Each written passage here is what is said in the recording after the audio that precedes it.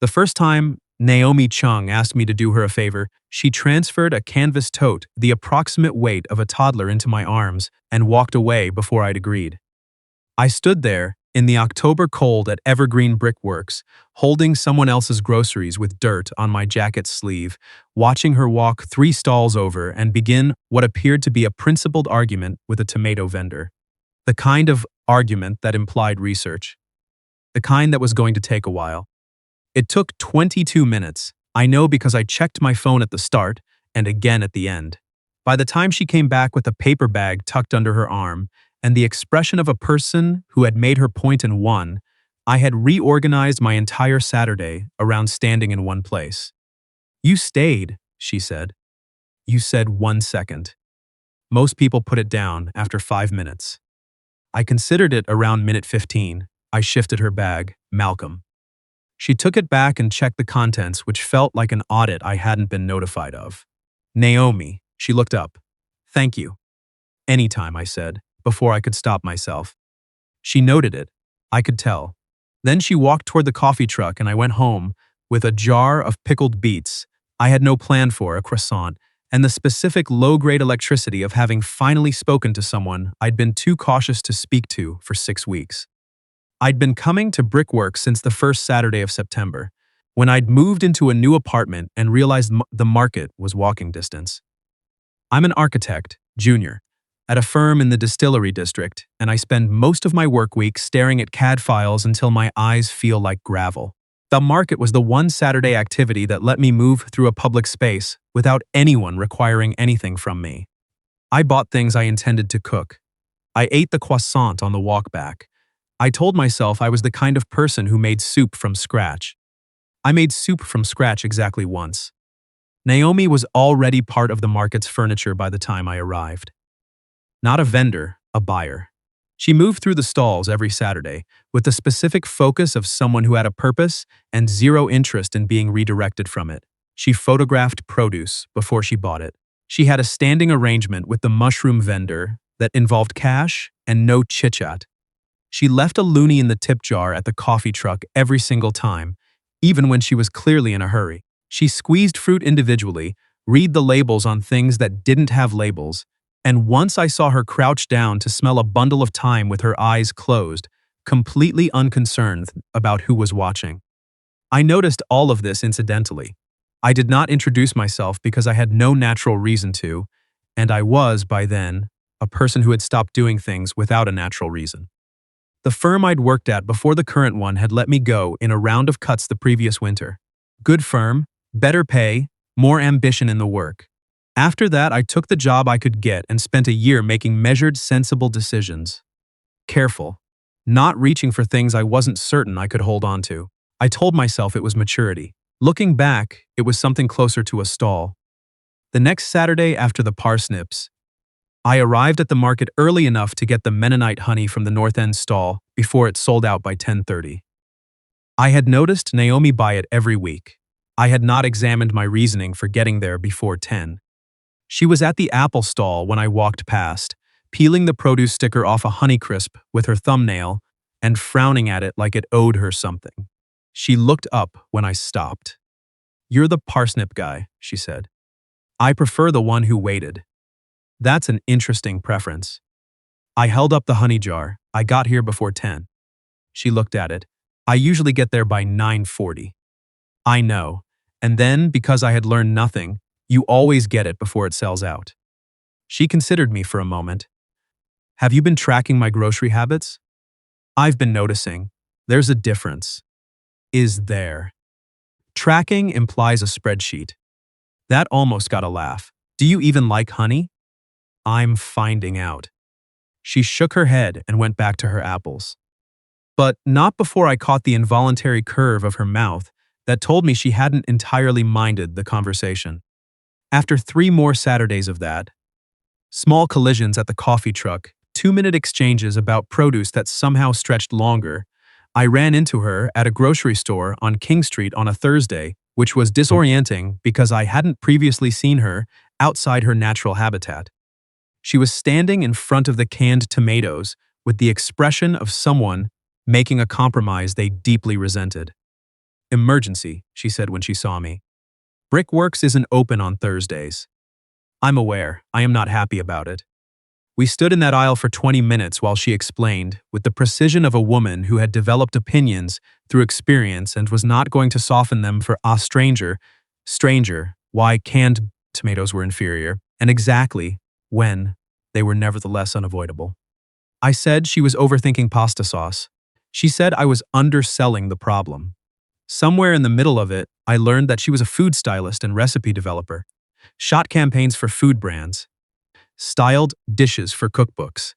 Spent her working hours, making things look exactly right before someone photographed them. So you care about produce professionally, I said. I care about produce because I care about produce. The profession is downstream of that. And the market every Saturday is not networking, she said. It's the only hour of the week where I'm buying for myself. I didn't have an answer for that. It landed somewhere specific. She bought the canned tomatoes. She did not look pleased about it. At the door, she paused and looked back at me with the expression of someone updating a file. You're more interesting than your first impression, she said. What was my first impression? Polite, slightly lost, good with other people's bags. She left. I stood at the exit for a moment before realizing I was still holding a can of chickpeas I hadn't paid for. The following Saturday was the second weekend of October, cold enough that most vendors had started closing by noon. I found Naomi at the root vegetable stall, full circle, examining beets with the same focused expression she gave most things. I bought my coffee and walked over, because I had stopped pretending I wasn't going to. Purple hands for a week, I said. Worth it. She held one up to the light like she was checking a gem for flaws. These are good. How can you tell? She showed me. Something about the firmness, the weight, the green still attached. I retained about half of it. Mostly, I was aware that she smelled like cardamom and cold air, which was a combination that should not have worked and did entirely. Then she went still. I followed her gaze. A woman in a quilted salmon-colored vest was navigating the market crowd with the purposeful strides of someone who had spotted her target. She was maybe 60, with Naomi's same dark eyes and phone held like a clipboard. Beside her walked a tall man in a blue fleece who had the specific expression of someone told the outing was casual and now realizing it was not. Problem, I said. My Aunt Colleen. Naomi's voice had gone flat. And that's Craig. She's been sending me his LinkedIn for 4 months. His LinkedIn. He's in logistics. She said it the way you'd say he collects complaints. Colleen spotted us, her face lit with the warm, terrifying brightness of a woman who had found what she was looking for. She lifted one hand. Naomi turned to me. Something had shifted in her expression, not panic, but adjacent to it. Like she'd done the math on what was about to happen and didn't like the answer. I'm about to ask you something strange, she said. My baseline for strange is higher than average. Will you pretend to be my boyfriend for the next 30 minutes? There is a category of question that disconnects the part of the brain responsible for measured responses. This was that question, asked by that person, with approximately 4 seconds before her aunt arrived. What came out was, define the parameters. We've been together 2 months. You don't like logistics. My middle name is May. Go. Nobody likes logistics. Craig does. She stepped closer. She means well. She wants you sorted. Something crossed her face at that word. Brief, but I caught it. Colleen arrived. She hugged Naomi efficiently and turned to me with the undisguised curiosity of a woman who was already drawing conclusions. And you are? Malcolm, I glanced at Naomi, her boyfriend. The word came out steadier than I had any right to expect. Naomi's shoulders dropped by a fraction. Not performance, relief. Colleen looked between us with the particular scrutiny of a woman who had been given vague answers before and had learned from it. Since when? 2 months, Naomi said. Roughly, I added. She still hasn't agreed on a specific anniversary date. I've suggested the parsnips. Naomi made a sound that was not quite a cough. The parsnips, Colleen repeated. First favor, she asked me. She handed me her groceries and walked away. I remember these things. I looked at Naomi in a way I hoped read as fond rather than calculated. She claims she remembers it differently. I do remember it differently, Naomi said, and it was the first time I'd heard her sound even slightly off balance. Colleen's scrutiny sharpened, then softened by degrees. She looked at Craig, who was examining a display of decorative gourds with the expression of a man who wished he were somewhere else. She looked back at us. Well, she said, this is unexpected. I know, Naomi said, I should have mentioned it. I'm not upset. I'm curious. Colleen fixed me with a direct look I recognized from certain clients I'd had. The kind who had done their homework before the meeting. What do you do, Malcolm? Architecture. Residential and community buildings mostly. And you cook? I'm learning. I looked at Naomi. She's patient about it. Naomi said nothing, but her arm had drifted to rest against mine. The way it happens between people who have been standing next to each other long enough that the distance has simply closed. Colleen watched that happen. Her expression shifted in a way that was hard to read and probably important. Naomi, she said, your mom's birthday dinner is the 15th. I hope you'll both come. Colleen, I'll text you the address. She kissed Naomi's cheek, nodded at me with the expression of a woman withholding judgment strategically, and walked back toward Craig. The second they were out of earshot, Naomi pressed both palms briefly to her face. I am sorry, she said. Don't be. Craig looked like he wanted out too. He probably did. She dropped her hands. She means well. I know. I paused, the 15th. She looked at me. You don't have to. I already agreed. You didn't agree, she informed you. Same outcome. Malcolm, my name, said like a caution. It's a family dinner. You've known me for 6 weeks. You don't owe me a family dinner. I looked at her for a moment. The market moved around us. The smell of roasting chestnuts from the West End vendor, the cold coming in off the lake. There was a stem from the beet greens caught in her braid. I didn't point it out. I'm not going because I owe you, I said. She was quiet. I've eaten a croissant alone at this market for 8 Saturdays. The only conversations I've had that were actually worth something were the ones I had with you. I looked at the coffee truck, then back at her. I'm not going out of obligation. I'm going because I want to. Her mouth pressed together. That was embarrassingly direct. I've been working up to it. The reluctant curve of her mouth was real. The 15th is a Saturday. I know. She'll interrogate you. I'll answer honestly. She'll ask about your past. I'll tell the truth about that part too. Naomi looked at her beets, then at me. She held out her tote. Buy me a coffee first, she said. We'll figure out the cover story. I took the bag. She didn't move away. Colleen's house was in the annex, a semi-detached Victorian with the original crown molding and the specific warmth of a home that had stopped being an investment a long time ago. Naomi had briefed me on the drive over, with the efficiency of someone who had survived these dinners enough times to develop a system. Her mother, Linda Chung, was perceptive in the way that warm people sometimes are. She asked questions that sounded social but weren't. Her uncle Dennis would ask about hockey within the first 10 minutes. Do you follow hockey? I'd asked. Not really. Then why? He asks everyone. It's how he takes your measure. What's the right answer? She'd glanced at me sideways. Say you follow the Leafs but don't love them. Commitment without delusion. That is the most Canadian sentence I have ever heard. Welcome to my family. The food was Cantonese. Linda Chung had made 3 dishes that each implied hours of work I could only approximate, and it was the kind of meal that made every catered team lunch at my office feel like a modest insult. I ate too much and helped clear plates because it was the obvious thing to do and because it gave me something to do with my hands. Then Linda Chung, passing a dish of sliced oranges around the table, said, Malcolm, tell me about yourself. She asked where I was from. Guelph originally, came to Toronto for school and never re-examined the decision, what I designed, what I thought of the city. Standard questions asked with non-standard attention. Then, before Naomi, any long stories we should know. Mom, Naomi said, an edge in it. It's fine, I said. I meant it, but my fork had stopped. I set it down. 1. Not a particularly long one. I was with someone for 3 years. When it ended, it wasn't dramatic. She was right to leave. She needed things I wasn't ready to offer. I stopped for a moment. I spent a year after that being very careful about everything, including this. The edges of the table went quiet. Under the tablecloth, Naomi's foot pressed against mine. Not a signal, not for anyone watching, just contact. I've been careful about too many things, I said. I don't want to do that anymore. Linda looked at her daughter. Naomi was looking at the table.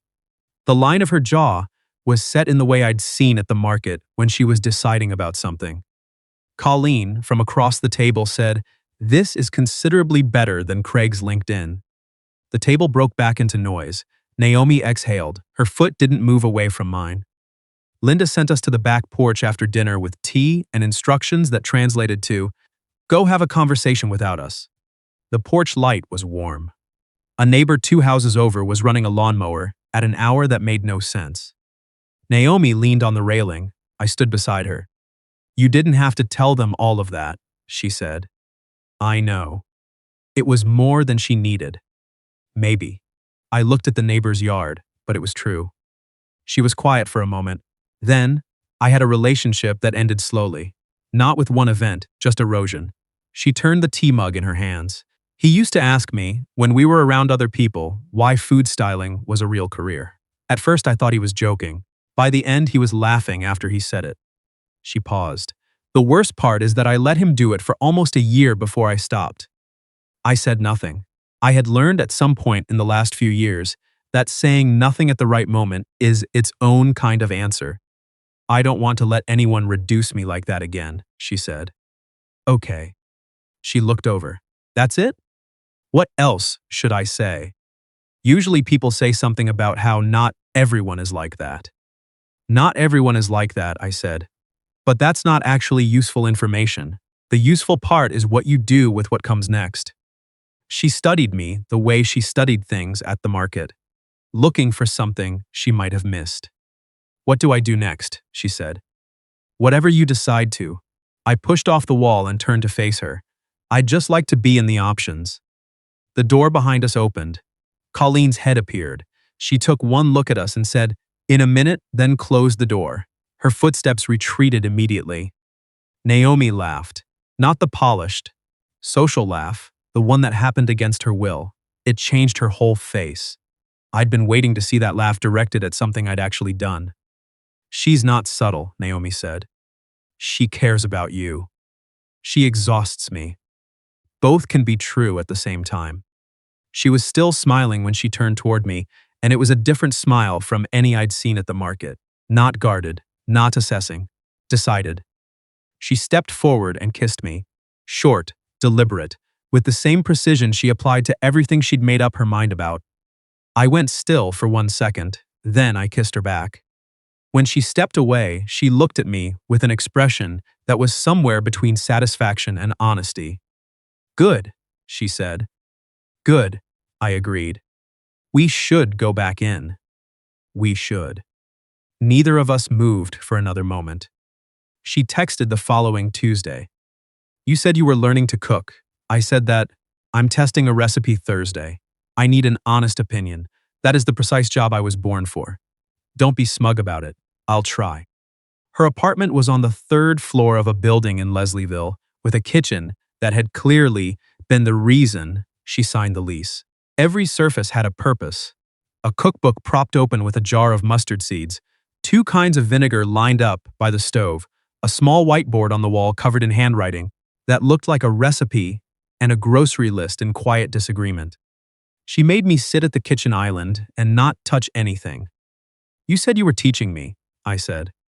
"I said I might. I've revised." "2? You can observe. I feel underutilized.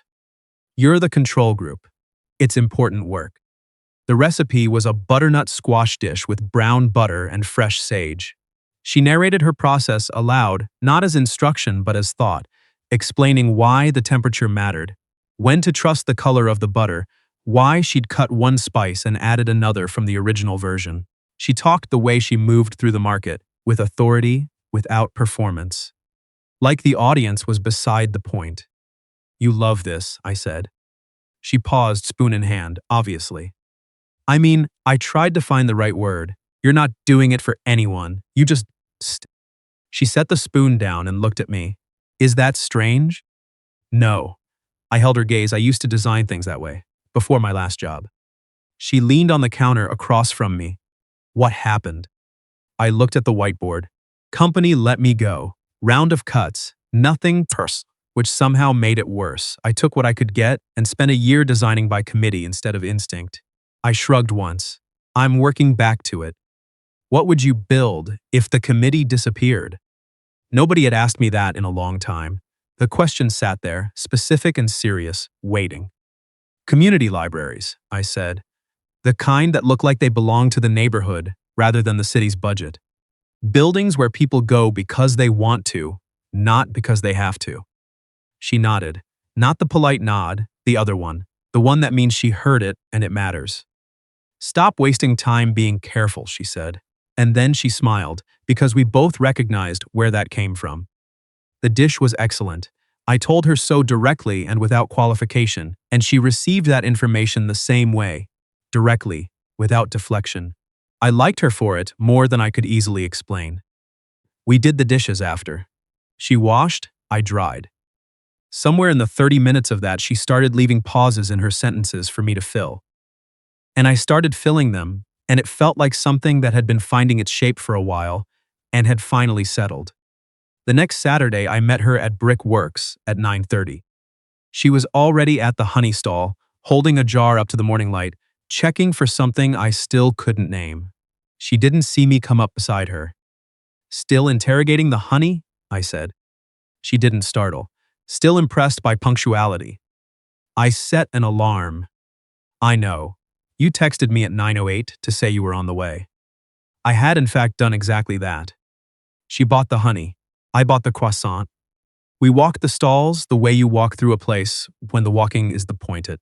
She stopped at things. I stopped when she stopped. The market was cold and bright and loud in the specific way it gets in late October, the tail end of the season when vendors know it's almost over and start being generous with samples. At the beet stall, the one where we'd met, where her aunt had arrived, where something had shifted for the first time, I stopped. Naomi. She turned. I want to ask you something on purpose, I said. Not because there was an audience, and not because we'd agreed to a cover story. On purpose. She looked at me. She didn't help me. She didn't complete the sentence or give me an out. She waited in the way that made clear she was waiting because she wanted to hear the whole thing. Will you go out with me?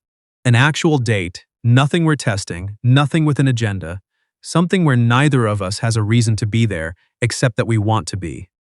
What would that look like? I don't know. That's the point. Her mouth tilted. No itinerary? No itinerary. No market schedule. I'll try to restrain myself. And you're asking because you want to, she said, like she was checking a measurement, not because it's the logical next step. I'm asking because I've wanted to since minute 7 of standing in the cold holding your parsnips, I said. And I've been slow about everything else this year. I'm done being slow about this. She held out her canvas tote. I took it. She reached up and brushed something off my jacket lapel with 2 fingers, unhurried, like she had the time. Then she met my eyes. Yes, she said, I'll go out with you. Good. You're going to drop my tote. I'm not going to drop your tote. You're making the face of someone about to drop something. I'm making the face of someone who's relieved. She took the tote back, tucked it over her shoulder, and started walking toward the apple stall. After 2 steps, she glanced back.